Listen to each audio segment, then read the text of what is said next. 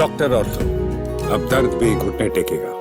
Operation सिंदूर के बहाने भारत की राजनीति एक बार फिर गर्मा गई है। कांग्रेस नेता राहुल गांधी ने विदेश मंत्री एस जयशंकर पर गंभीर आरोप लगाते हुए कहा कि भारत ने ऑपरेशन सिंदूर के दौरान पाकिस्तान को पहले ही आगाह कर दिया था, जिससे देश की सैन्य कार्रवाई प्रभावित हुई है। और राहुल गांधी के इन आरोपों पर भारतीय जनता पार्टी ने तीखा पलटवार किया है और 1991 के एक द्विपक्षीय समझौता का हवाला देते हुए कांग्रेस पर पाकिस्तान के वोट बैंक से जुड़े होने का आरोप भी लगाया है।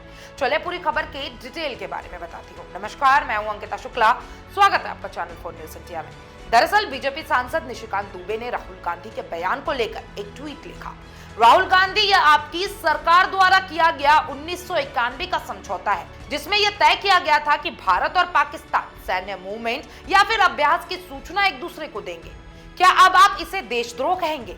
उन्होंने आगे कहा कि कांग्रेस का हाथ पाकिस्तान वोट बैंक के साथ है और एस जयशंकर जैसे वरिष्ठ कूटनीतिज्ञ और आपत्तिजनक टिप्पणी आपको शोभा नहीं देती। दरअसल 1991 में भारत और पाकिस्तान के बीच एक आपसी समझौता हुआ था, जिसके अंतर्गत दोनों देशों को सैन्य अभ्यासों और युद्ध अभ्यासों और सैनिकों की तैनाती की अग्रिम सूचना एक दूसरे को देने की व्यवस्था थी। इसका उद्देश्य दोनों देशों के बीच विश्वास बहाली और अनावश्यक सैन्य तनाव को कम करने का था। लेकिन राहुल गांधी का आरोप इससे आगे जाता है। उन्होंने ऑपरेशन सिंदूर के संदर्भ में सवाल उठाया। पाकिस्तान को पहले से सूचित करने के चलते क्या भारत को किसी प्रकार का सैन्य नुकसान हुआ?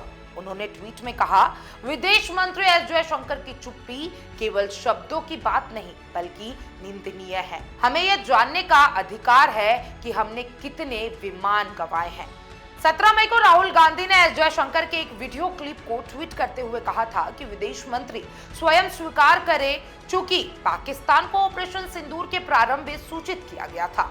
राहुल गांधी के इस दावे को लेकर विदेश मंत्रालय ने तत्काल बयान जारी करते हुए इसे तथ्यों को तोड़ मरोड़ के पेश करने की कोशिश बताया। मंत्रालय ने स्पष्ट किया कि ऑपरेशन की शुरुआत से पहले पाकिस्तान को किसी प्रकार की चेतावनी नहीं दी गई थी, बल्कि यह सामान्य सुरक्षा प्रक्रिया के तहत किया गया था। देखिए, इस पूरे विवाद ने एक बार फिर भारत की सुरक्षा नीति, कूटनीतिक समझौता और राजनीतिक बयानबाजी को लेकर देश भर में बहस छेड़ दी है। जहां एक और राहुल गांधी पारदर्शिता की मांग कर रहे हैं, वहीं बीजेपी इसे राष्ट्र विरोधी बयान बता रही है।